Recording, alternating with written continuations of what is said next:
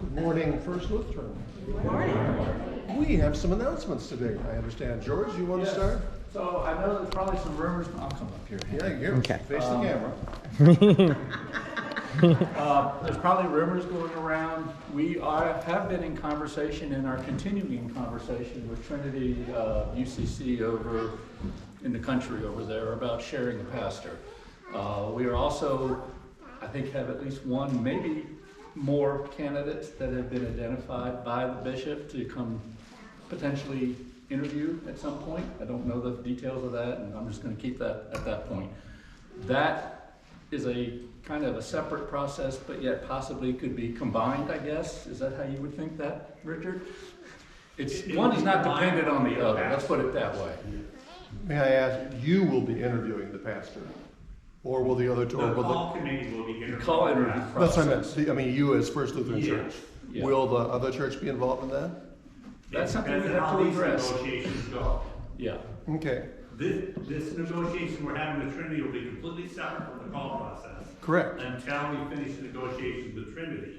And at that point, then they can put in whether they want to do that or not with you. Okay. There's a lot of details. Yes. Yes. And a lot of it can't be released yet, I guess is the best way to say that, so as not to spoil the pot, so to speak.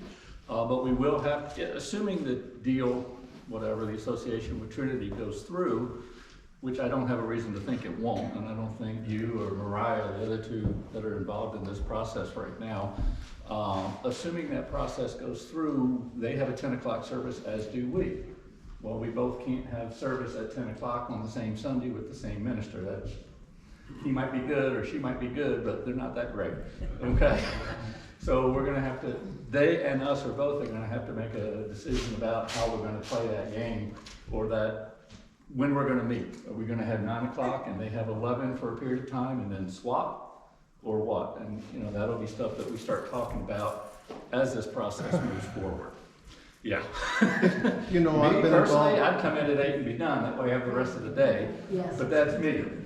Everyone's not an early riser like I am, so And I've been involved in it's the hardest thing. It is. Of all the things. it is. And then you start looking at Easter services and Christmas services and then Yeah. Lenten, and there's other things, but, you know, we gotta get through some of the other process first. But I just wanted to let people know kind of what's happening so that whatever rumors out there can be quashed. You know, any questions that we can answer at this point? About the liturgy, has that been addressed? The liturgy? Well, we'll continue to do our liturgy as we normally would. I don't know what they do from a liturgical perspective, but that would be something that they and whatever minister we have would have to talk about. But our liturgy would stay the same, as far as I know. I don't think there's any different. Now, a new minister may want to tweak something for us, and that's fine. I mean, it's working with a new minister. Okay. But I don't think we would see a big change in our liturgical process. Or anything else? I think Hannah had a few things to say. Thank you all. Thanks, George. Morning, y'all. So in case you weren't here last week, we are collecting pop tabs. The Presbyterian Church is collecting them for the Ronald McDonald House in Iowa City, so we're just gonna piggyback off them. It's a great cause, so there's a box back there, and I'll just take them to the Presbyterian Church every week. It's gonna be going on for the foreseeable future. It's one of their high school, I think, kids is putting it on, and it's their project. So we're just helping them out for the Ronald McDonald House in Iowa City. The other thing is Vacation Bible School is scheduled for June 1 through June 4, and the registration opens up on Easter Sunday, I think after church services are done. So if you know any young person between the ages of kindergarten through 6th grade who would be interested in participating, I can get you the information for registration. And if you know anyone who is older than 6th grade but would like to help either for the entire week or just for like a one and done day, that would be great as well. Reminder, you do not have to actually interact with a ton of children to be part of VBS. You could be like the door greeter or the phone answerer if children are not your forte. So Yes, VBS and pop tabs, thanks. All right, thank you. Gospel according to St. John, chapter 9. Glory to you, O Lord. As Jesus walked along, he saw a man blind from birth. His disciples asked him, Rabbi, who sinned, this man or his parents, that he was born blind? Jesus answered, neither this man nor his parents sinned. He was born blind so that God's works might be revealed in him. We must work the works of him who sent me while it is day. Night is coming when no one can work. As long as I am in the world, I am the light of the world. When he had said this, he spat on the ground and made mud with the saliva and spread the mud on the man's eyes, saying to him, go, wash in the pool of Siloam, which means sent. Then he went and washed and came back able to see. The neighbors and those who had seen him before as a beggar began to ask, is not this the man who used to sit and beg? Some were saying, it is he. Others were saying, no, but it is someone like him. He kept saying, I am he. But they kept asking him, then how were your eyes opened? He answered, the man called Jesus made mud, spread it on my eyes, and said to me, go to Siloam and wash. Then I went and washed and received my sight. They said to him, where is he? He said, I do not know. They brought to the Pharisees the man who had formerly been blind. Now, it was a Sabbath day when Jesus made the mud and opened his eyes. And the Pharisees also began to ask him how he had received his sight. He said to them, he put mud on my eyes, then I washed, now I see. Some of the Pharisees said, this man is not from God, for he does not observe the Sabbath. Others said, how can a man who is a sinner perform such signs? And they were divided. So they said again to the blind man, what do you say about him? It was your eyes he opened. He said, he is a prophet. The Jews did not believe that he had been blind and had received his sight until they called the parents of the man who had received his sight and asked them, is this your son who you say was born blind? How then does he now see? His parents answered, we know that this is our son and that he was born blind, but we do not know how it is that he now sees, nor do we know who opened his eyes. Ask him. He is of age. He will speak for himself. His parents said this because they were afraid, the Jews. For the Jews had already agreed that anyone who confessed Jesus as being the Messiah would be put out of the synagogue. Therefore his parents said, he is of age. Ask him. So for the second time they called the man who had been blind, and they said to him, give glory to God. We know that this man is a sinner. He answered, I do not know whether he's a sinner. One thing I do know, that though I was blind, now I see. They said to him, what did he do to you? How did he open your eyes? He answered them, I have told you already, and you would not listen. Why do you want to hear it again? Do you also want to become his disciples? Then they reviled him, saying, you are his disciple, but we are disciples of Moses. We know that God has spoken to Moses, but as for this man, we do not know where he comes from. The man answered, here is an astonishing thing. You do not know where he comes from, yet he opened my eyes. We know that God does not listen to sinners, but he does listen to one who worships him and obeys his will. Never since the world began has it been heard that anyone opened the eyes of a person born blind. If this man were not from God, he could do nothing. Nothing. They answered him, you were born entirely in sin, and are you trying to teach us? And they drove him out. Jesus heard that he had been driven out, and when he found him, he said, do you believe in the Son of Man? He answered, and who is he, sir? Tell me so that I may believe in him. Jesus said to him, you have seen him, and the one speaking with you is he. He said, Lord, I believe, and he worshipped him. Jesus said, I came into this world for judgment, so that those who do not see may see, and those who do see may become blind. Some of the Pharisees who were with him heard this and said to him, surely we are not blind, are we? Jesus said to them, if you were blind, you would not have sinned. But now that you say, we see, your sin remains. The Gospel of the Lord. Praise to you, O Christ. a children's sermon. If you guys want to see it. Once again on this Sunday this year in Lent, we hear a gospel story that is unique to the Gospel of John, which means that John is the only one of the four gospel writers who tells us the story that we just read. And because it is John telling the story, it's a long story, because that's kind of John's MO. His stories are long. But in the length, there are details. And in the details, there is depth. And in the depth, there is truth. And with the truth, always, when John is the one telling the story, with the truth, there is grace. Grace which makes an immediate, albeit somewhat subtle interest in the very first verse of this week's Gospel of John story, where we read that as Jesus walked, there was a man blind from the birth, and here comes the grace. Jesus saw him.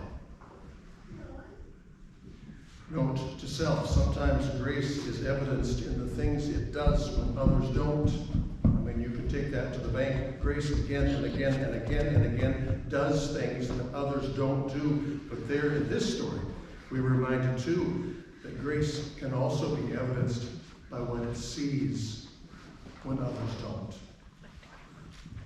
So we have this moment of grace for this blind man sitting beside the road. If it was today, I imagine he'd be beside a stoplight at a busy intersection, maybe on the south side of Iowa City. And maybe he'd have a handwritten cardboard box sign that said, "Please, blind, please help." But most don't help. And even though he's blind, they refuse to look him in the eye. Instead, they act blind as they pass by him.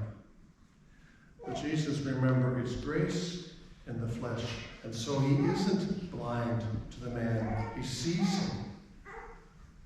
And then comes grace part 2. He sees him and he stops.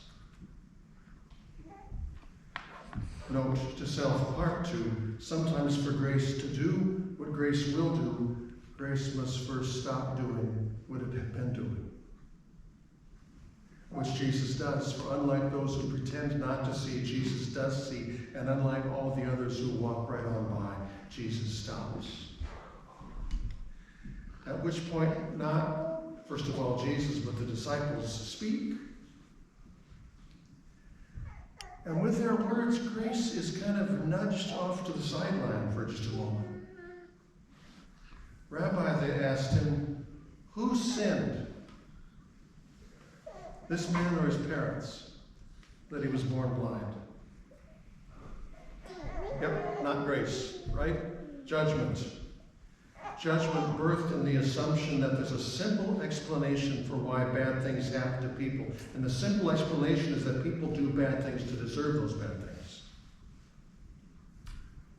Rolf Jacobson at Luther Seminary teaches from a wheelchair, having had both of his legs amputated as a child because of cancer. I heard him say once that his mother, more than once, was asked if she felt guilty about the fact that if she'd have fed her son more nutritiously, he wouldn't have gotten cancer. It's an extreme version, but it's a version of a very old favorite, and that is blaming the victim. Blaming the victim is understood as a way that people try to protect themselves from their fear of bad things happening by throwing others under a moral bus, rather than owning up to the fact that sometimes bad things just happen. And we are not as in control of all of that as we might like to think. Don't get me wrong, sometimes bad things do happen because we did do things that led to them. That's the truth. But it's not a written in stone biblical thing regarding every bad thing that ever happens, because sometimes, lots of times, painful and tragic times, bad things happen, and there wasn't something somebody did to deserve it. Biblically speaking, that is the point written in large, bold-faced, underlined font in the book of Job. For Job, it is clearly said, is a good and righteous and God-fearing man who nevertheless suffers unimaginably. And the ultimate reason we discover at the end of the book, the ultimate reason good man suffers, so the book of Job concludes, is a reason finally hidden within mystery and truth. You have to be God fully to comprehend. And in today's gospel, the attempt to blame the victim, the attempt to blame the sufferer for his suffering is something Jesus immediately shuts down. Neither this man nor his parents sinned. He says, rather he was born blind so that God's works might be revealed in him. A little cryptic. Neither this man nor his parents were born blind. Well, that's not cryptic. Neither this man nor his parents sinned. He was born blind so that the works of God might be revealed in him. Here is something that verse doesn't say. We won't go into the weeds, but here's something that verse doesn't say. It doesn't say the man was born blind because it was the will of God. Here's something the verse does say. It does say that the fact that the man was blind, for whatever the reason, is something Jesus saw as an opportunity to be the in-the-flesh love of God for that man. It's grace again. Jesus didn't see the man suffering as an opportunity to judge. Jesus saw the man suffering as an opportunity to help. And so he did something that, being Jesus, he could do. Miraculously healed the man of his blindness with which he was born. My cousin Harlan, we called him Harley, was born with a very severe case of cerebral palsy. Very severe.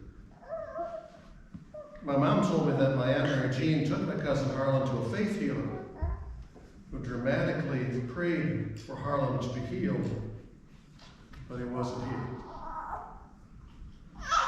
My mom said that my Aunt Mary Jean was told that the reason Harlan wasn't healed was because her faith wasn't strong.